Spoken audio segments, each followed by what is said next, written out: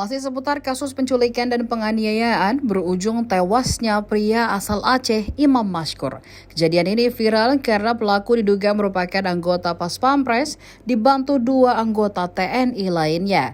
Ternyata ada saksi mata saat kejadian penculikan terjadi. Saksi menjelaskan bahwa ada 5 orang yang melakukan penculikan kala itu. Saksi berinisial B 40 tahun itu menjelaskan bahwa saat kejadian ada 5 orang yang datang ke toko kosmetik korban pada Sabtu 12 Agustus 2023 sekitar pukul 17.00 waktu Indonesia Barat.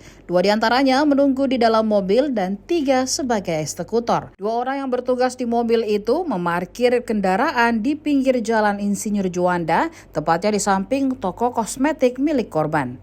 Sementara 3 lainnya yang menjadi eksekutor langsung menyeret Imam Mashkur. Pelaku pertama kali masuk ke dalam toko dan langsung menyeret korban keluar saat sedang sholat.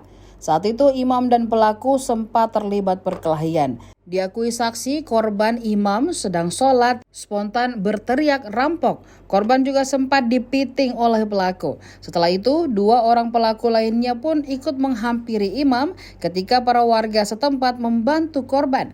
2 pelaku lantas mengadang warga sambil mengaku dibekali surat tugas untuk menangkap Imam. Hal itulah yang membuat semua orang tak berani melerai karena saat itu para pelaku mengaku membawa surat tugas. Setelahnya, Imam langsung diborgol dan dimasukkan ke dalam mobil oleh para pelaku. Kabar penculikan dan penganiayaan Imam hingga tewas di tangan Pas Pampres viral di media sosial Instagram. Imam Mashkur merupakan pria asal Desa Monkelayu, Kecamatan Gandapura, Kabupaten Berau, Aceh. Seusai diculik, Imam ditemukan tewas di sebuah kali di wilayah Karawang, Jawa Barat. Tahun Suku Mirwansyah SH MA yang ke-30 tahun.